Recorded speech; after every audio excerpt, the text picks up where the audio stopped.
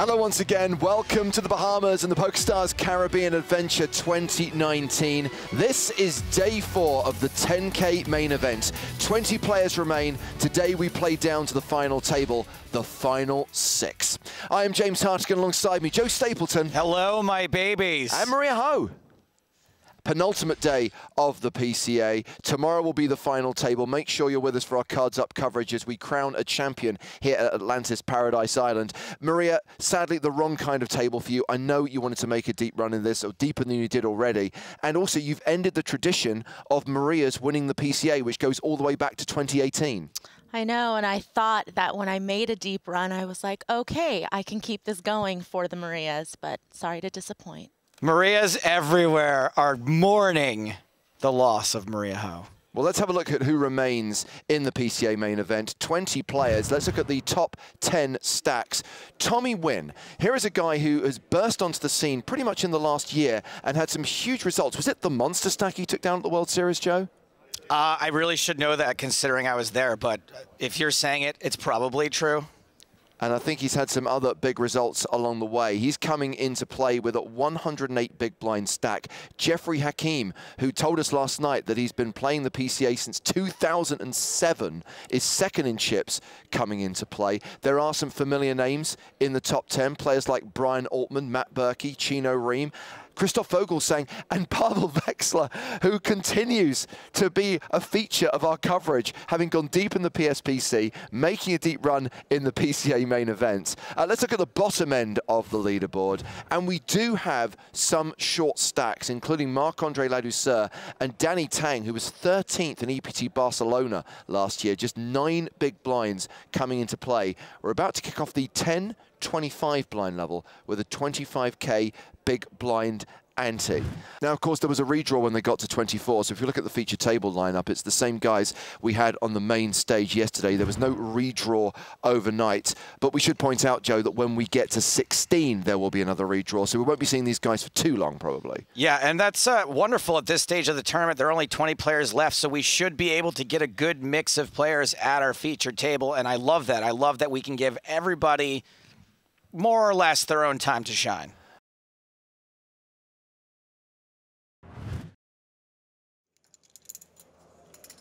We pick up the action at the feature table with a raise from one and back with aces, Army Bearer with ace queen.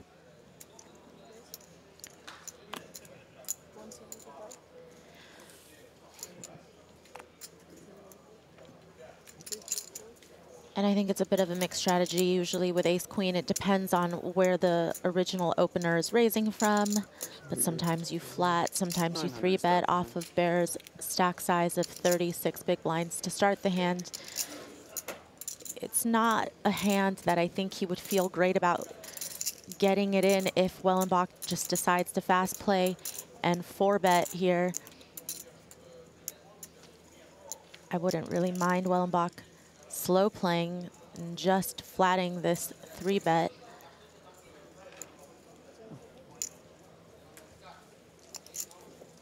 Because you have to think about how many hands bear is really going to be willing to get in 36 big blinds with pre. If you think that his 3-bet range has any bluffs in it, then you definitely can extract more value from your hand if you slow play, especially out of position. I think this is a good spot to do it.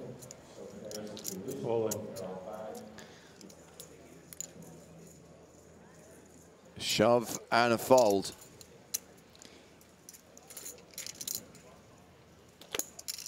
Scott Wellenbach playing 56 bigs. Army Bearer drops below the 30 big blind mark.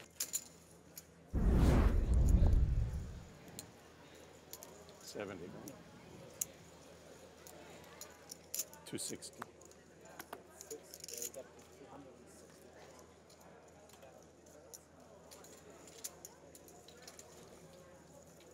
Scott Wellenbach 3-betting from the small blind. Tommy Nguyen, the original raiser, has King 8 of hearts. Decent 3-bet sizing from Wellenbach. I might even go a little bit bigger than that. potentially just over 4x. Not surprised to see Nguyen come along. He really doesn't mind playing these type of pots, especially in position with suited type hands. Top pair for Wellenbach. Not much for Nguyen. Definitely a down bet, I think, is in order here. Excuse me, what? A down bet? A down bet. Aren't you putting all the bets down on the table? I genuinely don't know what down bet is. Well, he 3-bet pre to 260,000, and now I'm saying that his bet size should be less than that. Well, it's not. It's bigger. 270K. But barely bigger. It's just, it's up, down. It's such a dry board that I think something in the neighborhood of between a third pot or even a quarter pot makes more sense.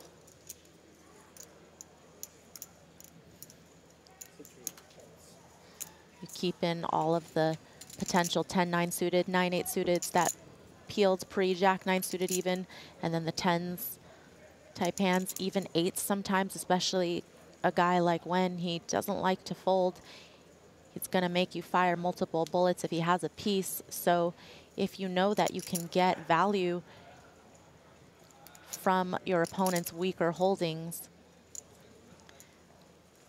then sizing down on the flop keeps them in, keeps some potential floats in, like the king-queen with backdoor flush draws.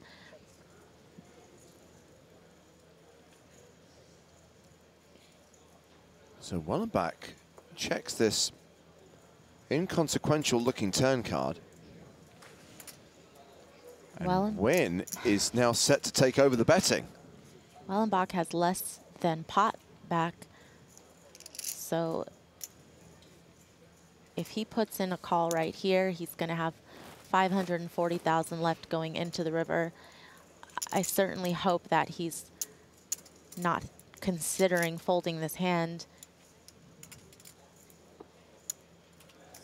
300,000. 1.7 million in the middle, and Wellenbach now has 540K behind. 10 of hearts. Nguyen was already drawing dead on the turn. And Scott Wellenbach checks again. Is Nguyen going to attempt to bluff the river? And is he going to bluff big? Could he potentially shove on Wellenbach? Yes, he does! It looks so strong because, you know, it's effectively 540K to call. It's your tournament life to call. Yes, but I think as played, especially given the history that Wellenbach and Nguyen has had, and seeing the way that Nguyen has played at the feature table, you can't really fold ace-jack in this spot. Is this a credible line for a bluff? No, because, I mean, it is a credible line for a bluff because of the fact that Wellenbach has 540K left and the pot is just so big that it never really looks like a bluff. But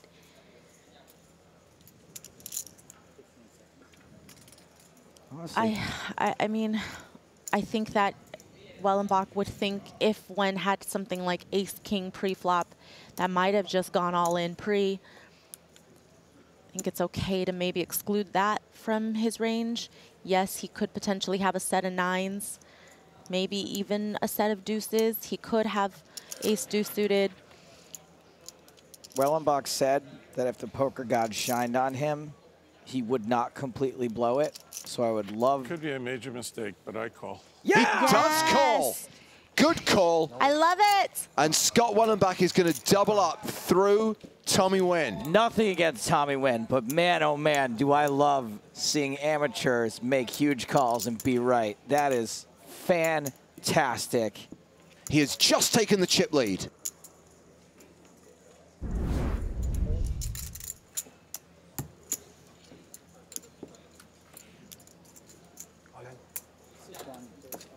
Vora shoving small to big with king 5.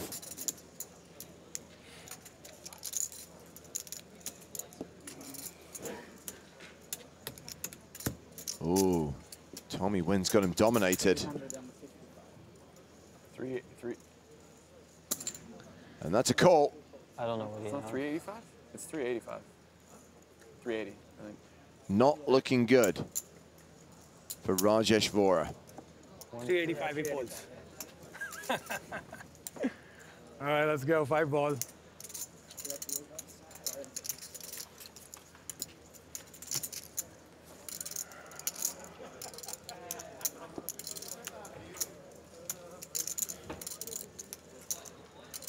Vora dominated and at risk.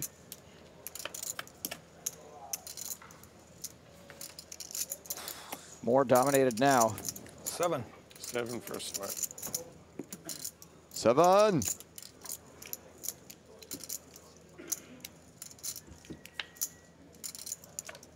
Turn card is an ace. That has Vora drawing dead. Thank you. Nice playing, Chino. He exits in 20th place, cashing for $60,840. First elimination of the day, and we are down to 19. Wellenbach raising with ace-queen suited. Daniel Strelitz in the big blind, 10-9. He calls.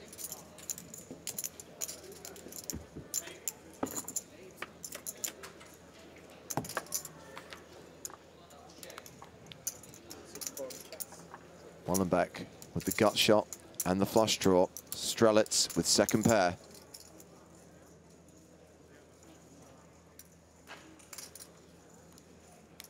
There's a c-bet from the Dean.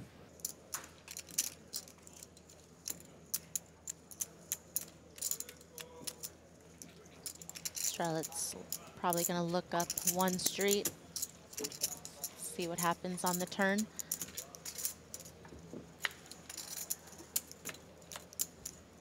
There's the nut flush for Wellenbach.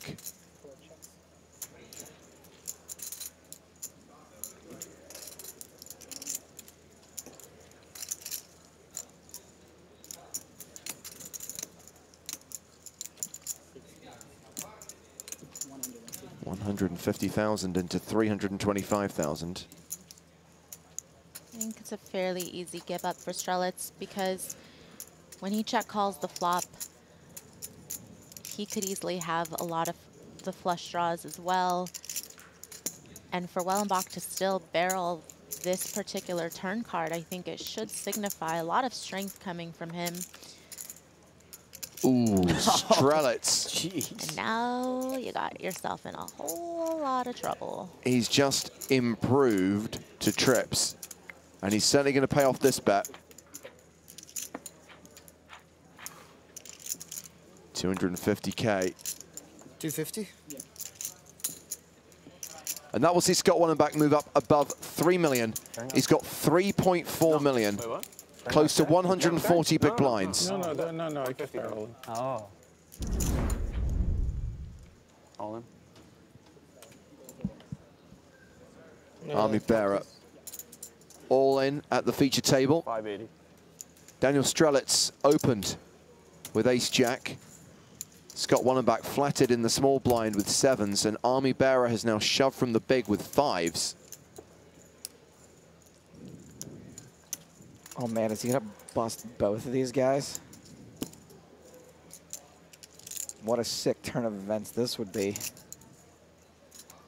You can't fault Bearer for taking this squeeze spot. Usually the cutoff, especially someone like Strelitz, is very capable of opening quite wide. And Wellenbach doesn't have a lot of traps from the small blind. People just don't trap enough from that spot in particular, and he will actually fold to the fact that Oh, I play Strelitz so did bad. call I the play all-in. so bad. I don't think that was bad. I think That's it's, the yeah, it's fine. I play bad. This is ultimate playing results right here, Tricky. So this is a coin flip. Strelitz with the overcards, Bearer with the pocket pair, and he needs those 5s to hold. He is the at-risk player. Here come a sign from Buddha when it comes 5-5 on the flop.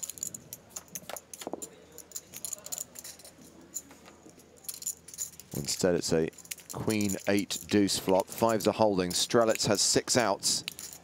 Looking for an ace or a jack to eliminate Army Bearer. Give the viewers what they want. 10 of spades. Bang. Nope, it's the 8 of diamonds. But that does give Strelitz more outs. An ace, queen, jack on the river. Those are the cards Army Bearer has to fade to survive. It's a 7, and that would have seen Scott Wellenbach river a full house. I really don't think he should be so hard on himself, because after Strelitz calls, you know, you're putting in 20 big blinds pre with 7s and then playing out of position post-flop. Your only other option is to re-shove after Strelitz calls, but Strelitz can have traps in that spot, just calling with aces, just calling with kings. I really feel like he's being very, very tough on himself.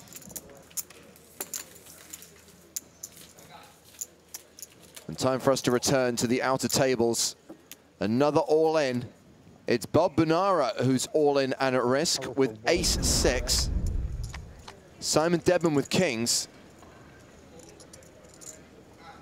And Jack-4-3 flop. 5. A 9 on the turn. Bunara needs an ace on the river. No Greenstein. And Bob Bunara is eliminated in 19th place. Receives $60,840.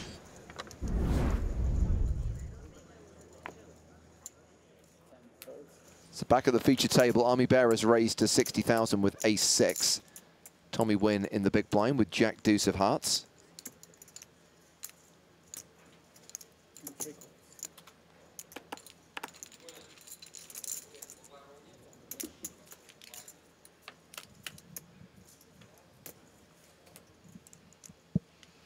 It's an ace, king, queen flop with 2 hearts.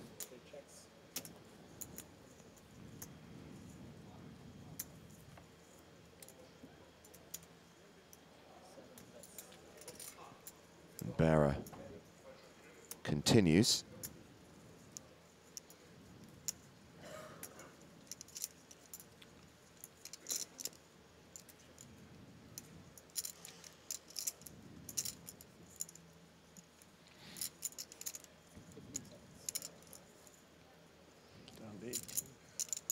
Nguyen's got a gut shot and a flush draw, and he's raising with it. And I think the problem with this check raise is you're not really repping much. You very likely don't have the 2 pairs. You don't have ace-king, you don't have king-queen, you don't have ace-queen because you didn't 3-bet the button open from the big blind. You do sometimes have jack-10, no hearts, a type of hand that you might want to charge potential flush draws, and if Bearer were to have those 2 pairs, then he's obviously going to come along for another card, but having a jack of hearts in his hand for Tommy Nguyen is pretty key there. Well, Tommy's managed to get some back after losing that huge part against Scott Wellenbach when his bluff got called, playing 75 big blinds. Sits in 3rd place on the leaderboard at the featured table. Jeffrey Hakeem, 2nd in chips. Scott Wellenbach is the chip leader, not just at this table, but in the PCA main event overall with more than 130 big blinds. We need to get to the outer tables. Chino Rheem has just shoved the river for 400K. Action is on Danny Tang. And Danny Tang has got Chino Rheem covered. So Rheem is the at-risk player here. I don't understand what you're asking. Like, because, you know, people have been asking you to show your hands. Are you going to show this one? I don't know yet. Genuine answer, I don't know yet.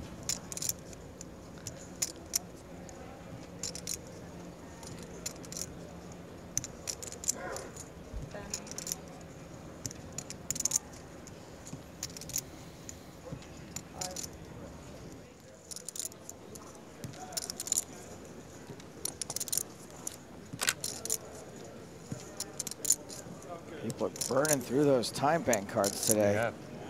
Day of big decisions.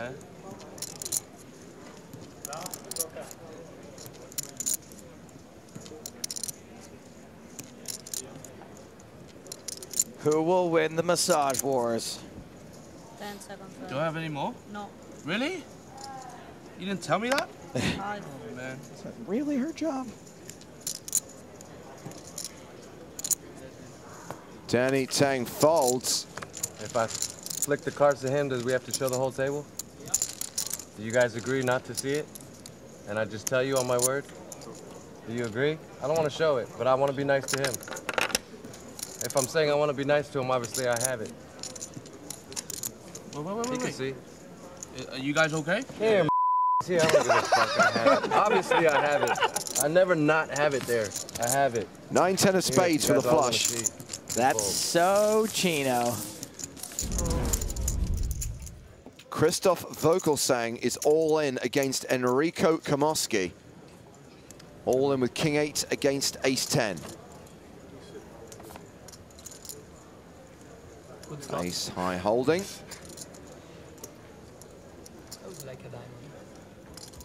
Don't get greedy. Oh. Don't call for cards when you're ahead. We're going to lose Christoph Vogelsang unless there is a King 8 or 7 on the river. It's an 8! Wow. And Christoph Vogelsang rivers Enrico Kamoski and doubles up. Danny Tang all in. Sixes against aces. The new Zen Chino.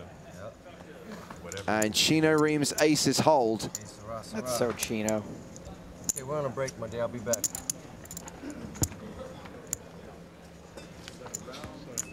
Showed him that time too.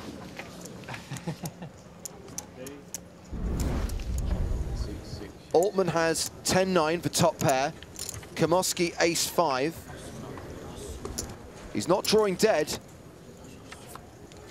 But that queen on the river doesn't help him, and Enrico Kamoski will bust in 17th place. And we are down to 16. It is time for the redraw. So they have paused the clock, just 10 minutes into the level, and now the remaining 16 players will draw for seats around the final 2 tables. So we'll have a new lineup on the main stage. The other 8 players will be at this table here. Some strong players at the table too. Some very strong players left in the final 16 of the PCA 2019 main event. So let's look at the new lineup. Our new 8-handed featured table is headlined by the chip leader, Scott Wellenbach, with his 3.4 million stack. We've also got Jeffrey Hakeem and Brian Altman. Those guys have got more than 2 million each. Pavel Vexler's back under the cameras, as are Matt Berkey and Army Bearer. We also have Vicent Bosca and Marc-Andre Ladouceur, who is a shorty right now with just 11 big blinds.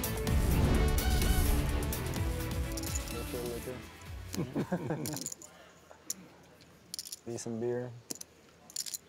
Should be in Montreal. Should be great beer.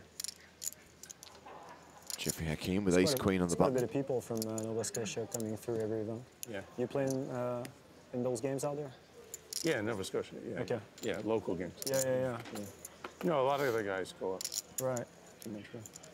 And the Oyster King from there, from Nova Scotia. Oyster King? Yeah. What is that? Oyster King. Armand. No? I think he's from New Brunswick then. Oyster King. Older gentleman, probably closer to 70, 75. No? You would know, so you don't See, I hate hand nicknames, but I love the nicknames that people get in poker. The Oyster Man. Oh yeah, that's the Oyster Man, you know.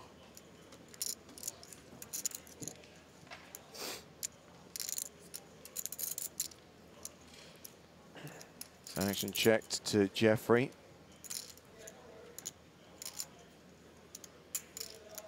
Ace high. Best hand. He continues for 60,000 into a pot of 185,000.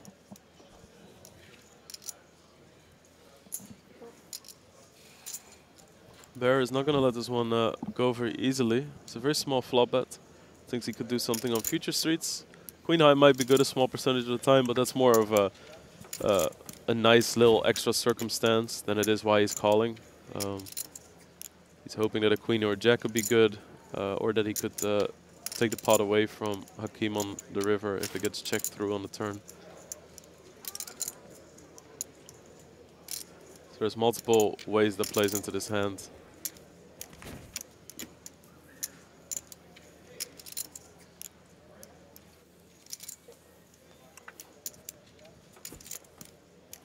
That's an excellent river to try to do it on. Very scary board for an ace-high hand to call on. You would pretty much have to just assume that your opponent called the flop with the hand the bear has here. So you pretty much just play 20 hands?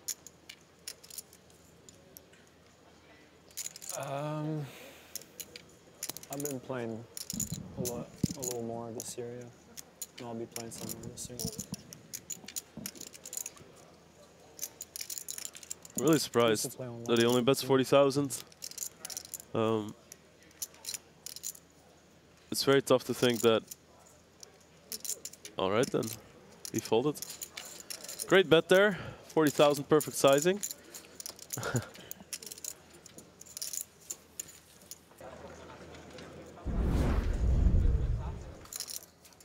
Zhao Samao all in with ace deuce against Christoph Vogelsang's pocket tens. 6, 7, 4 on the flop. 10 on the turn.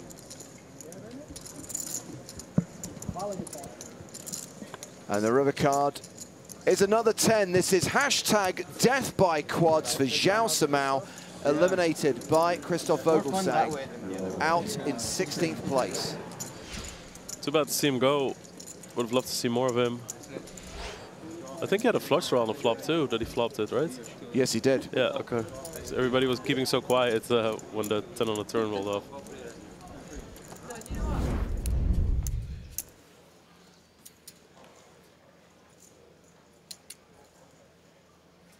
That means the action is on chip leader Scott Wellenbach.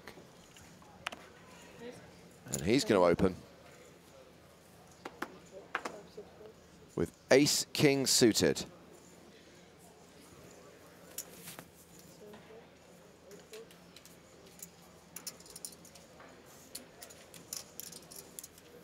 Round to the blinds. Matt Berkey in the small has pocket fours. That's a call. Marc-Andre Ladouceur folds the big blind, heads up to the flop.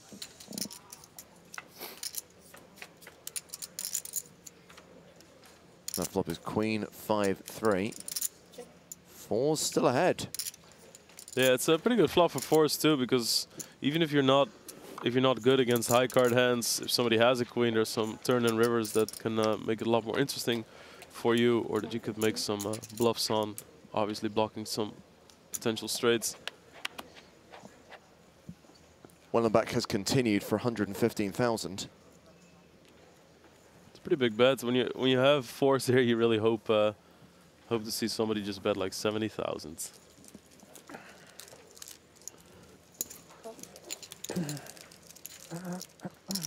Berkey calls. 7 on the turn.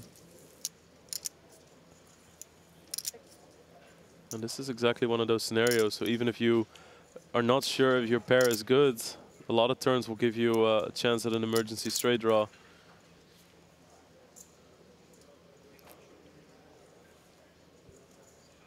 Oh. Great read from Wellenbach, keeps firing. 225K. This is a tough spot, because most of the time when you hit your 4 or 6 in this scenario to give you a winner, it's going to be a four cards straight out there already. So that usually makes people check behind a lot. Oh, great call, Berkey here.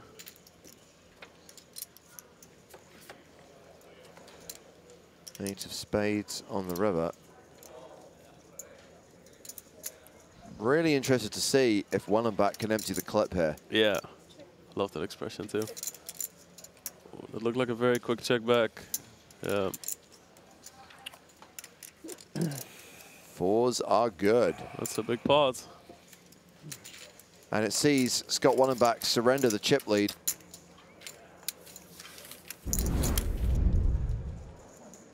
Well, Jeffrey Hakeem has picked up queens on the button.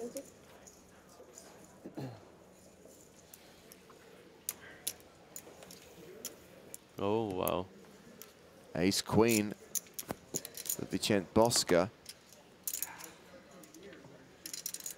Yeah, and that's off 29 big blinds.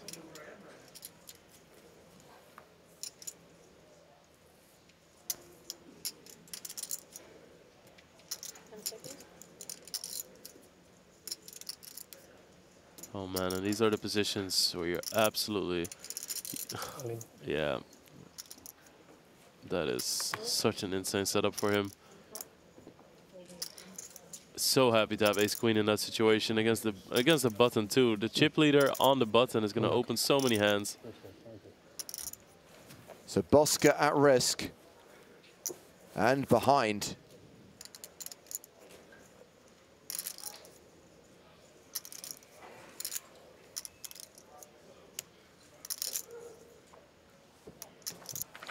Oh wow, that is bad. Always an ace on the desk. I'll gladly sing a song for this one, because this is pretty sick. Well, there are opportunities. And right now, Hakeem would take it.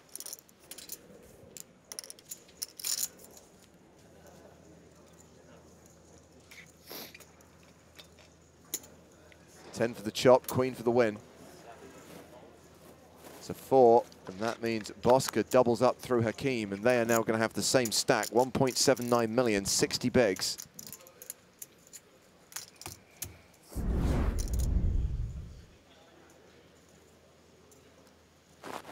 Well, that was a big hit to Hakeem's stack. Yeah. Well, I mean, I was going to say he's one of the shortest stacks at the table now, which is technically true. But however, yeah, it's 59 big blinds.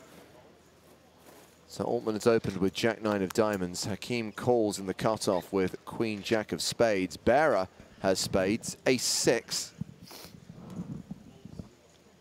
Well, definitely some possibilities for him here.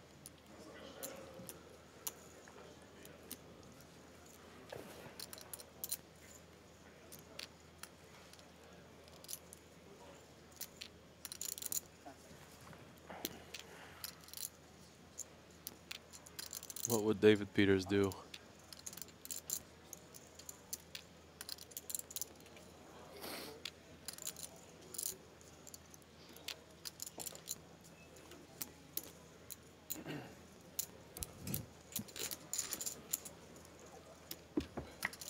These two are going to duke it out. Altman dominated here, but he does have the pre-flop initiative. Ooh, and that is an action board. Both players with a straight draw, but Hakeem has a flush draw to boot.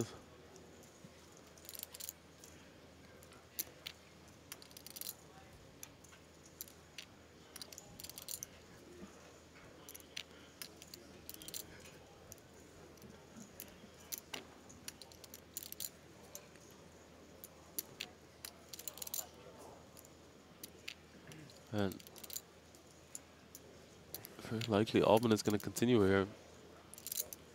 He checks. Good stuff. Going to be curious to see what he wants to do with this Jack-9. It's very tough to play Jack-high out of position without the initiative. Because it gets a little awkward, right? Because if Hakeem bets now, do you raise? That might put you in some trouble on the turn, but do you flat call and then the turn gets checked back, and then all of a sudden you only have Jack high? So I think he might get in some trouble on future streets taking this line. We'll see. Well, Hakeem has bet 90K. Yeah. Less than half pot.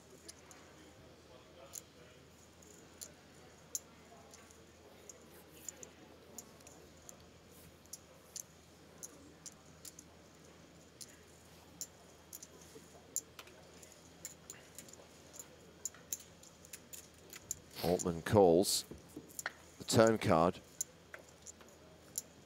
is the king of hearts.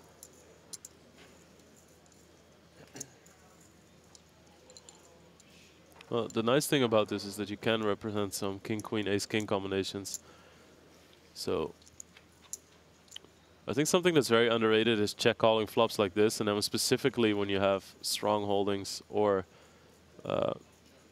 a bad high carded straight draw like this, is to lead at it. I think that's something that people often don't consider because, you know, there's a check to the razor, a check to the better dynamic.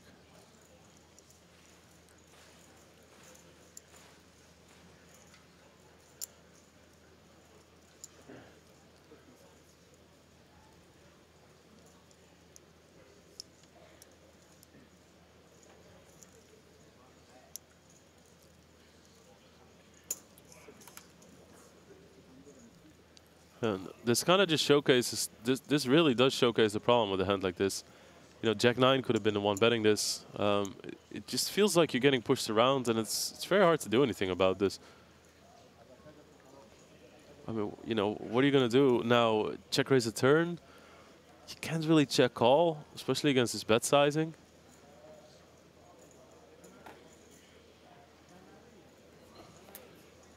Altman lets it go. So Jeffrey Hakeem gets a bit back, moves back over the 2 million mark. And we are going to the other table where Daniel Strelitz has moved all in for 1.2 million. Action on Tommy Nguyen.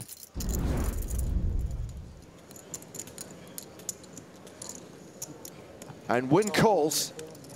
Strelitz is the at-risk player with ace-king. And he is racing against Tommy Nguyen's jacks.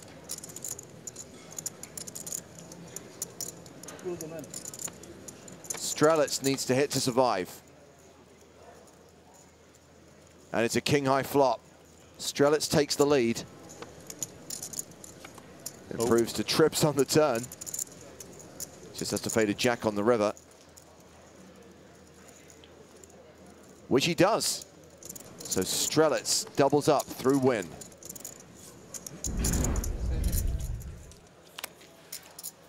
Vexler opened under the gun, got 3-bet by Berkey. I think these are incredible hands to use against under the gun opens, because King 10 doesn't necessarily play well if you flat call, but it blocks so many strong hands. And if they do call your re-raise, you actually have a pretty nice hand to play flop with. Plus, you have initiative.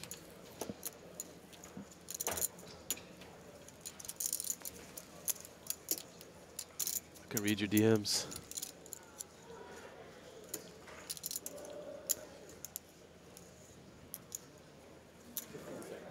So he's taking a picture of Pavel Vexler for posterity.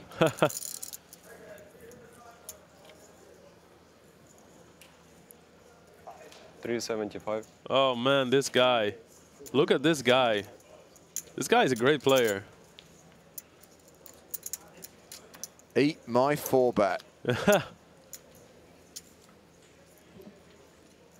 I mean, we've seen Vexler do. We've seen him flat call with aces from the small blind to when Maria Ho was short stacked. He played that hand very smart, got a massive payout out of that. We've seen him make check raises. We've seen him play good hands smart, some bad hands very fast. Oh, and we see a call.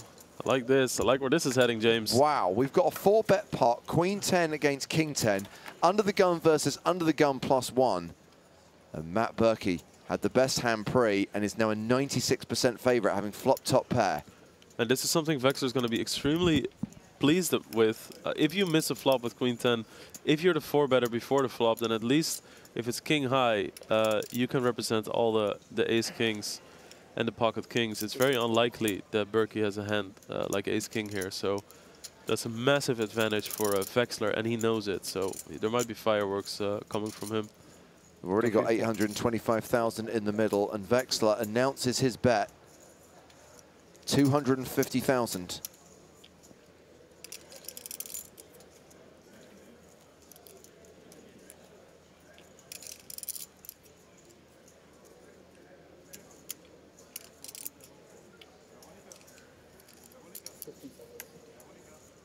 And just to be clear, just to showcase how strong this board is for what Vexler is doing. When Berkey sees this, he thinks, all right, I hit a king, but please do not bet all 3 streets.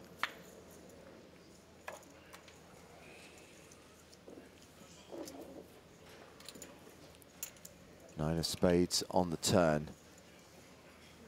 So Vexler, the effective stack here, and does not have pot behind.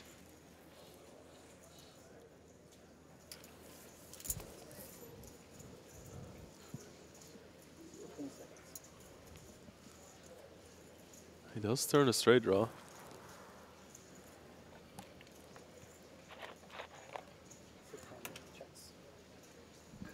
He elects to check.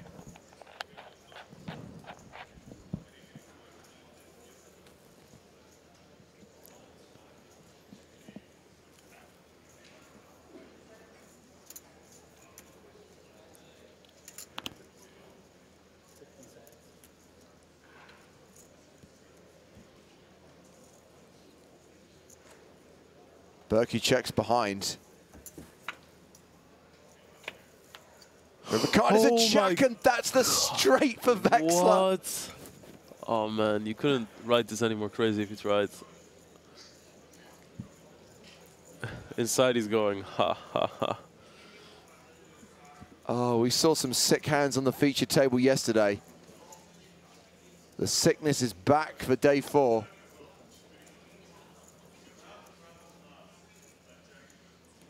Wow. Wow, wow, wow. 900K. 900,000. Most of his stack. Most of Berkey's remaining chips.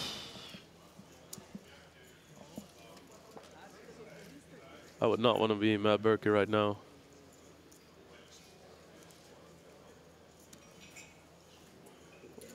Wow.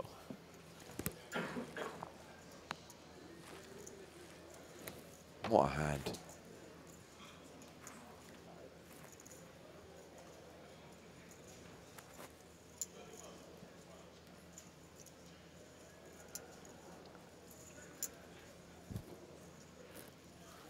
Well, we've seen Berkey fold a monster earlier in the tournament.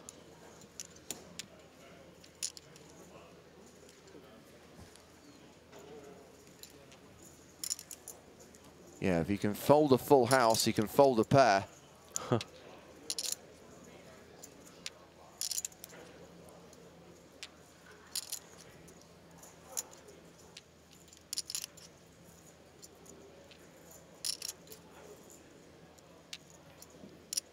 Two time bank cards played so far.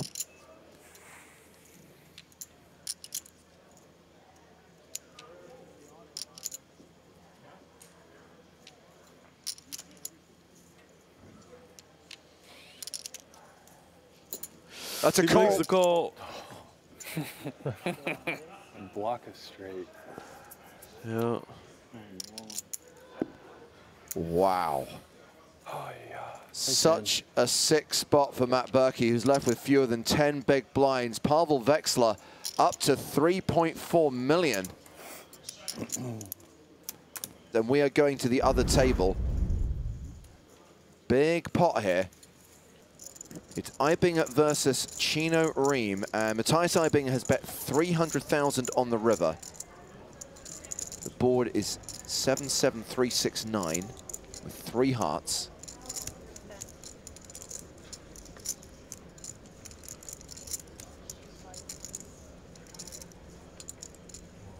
Chino Rheem moves all in.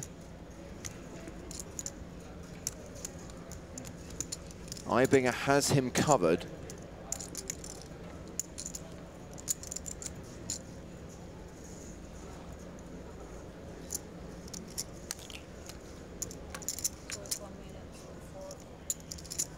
All in for 1,485,000. Wow.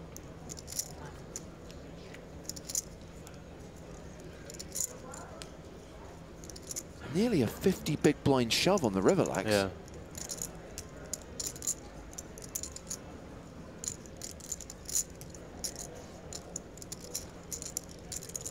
Big decision for Matthias Eibinger.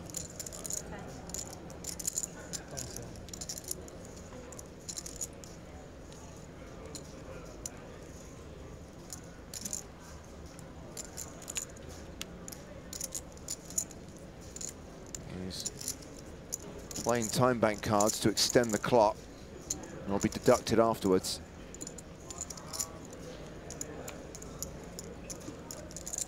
He has the face of a man with a flush on a paired board.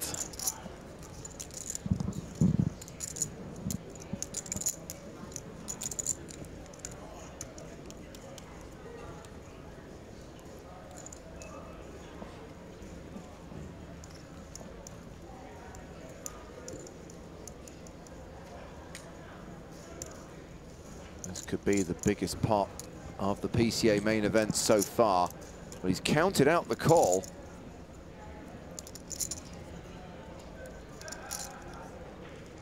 I'd be so afraid that my time bank cards would run out. One more time. Yeah.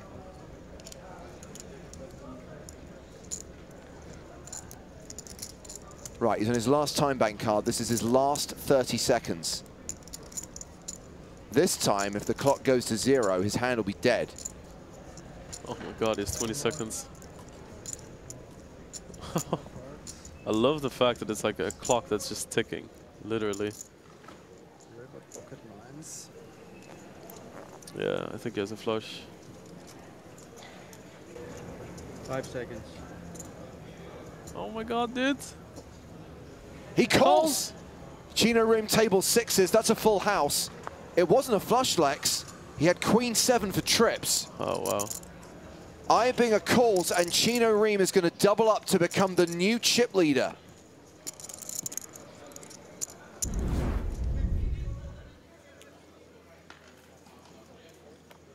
Back of the feature table. Just 1 minute left on the clock, by the way. Looks like we're going on break after this.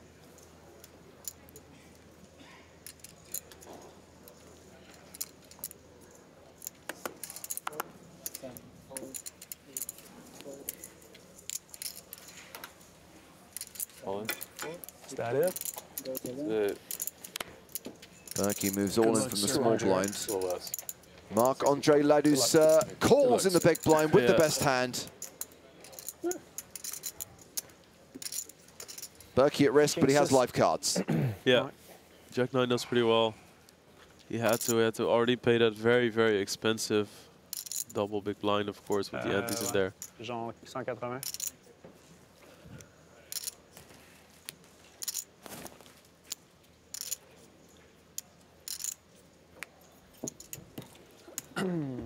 Let's run the board that will decide Matt Berkey's fate. Ace 5-5, king high ahead. Berkey looking for a jack or a 9.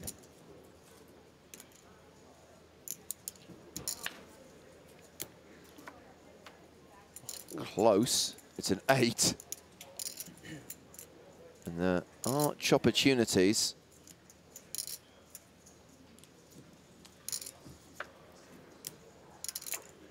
The river is a 9. Matt Berkey wins the pot outright, doubling up to a 12 big blind stack. Marc-Andre Ladouceur with 16 bigs. You live to fight again.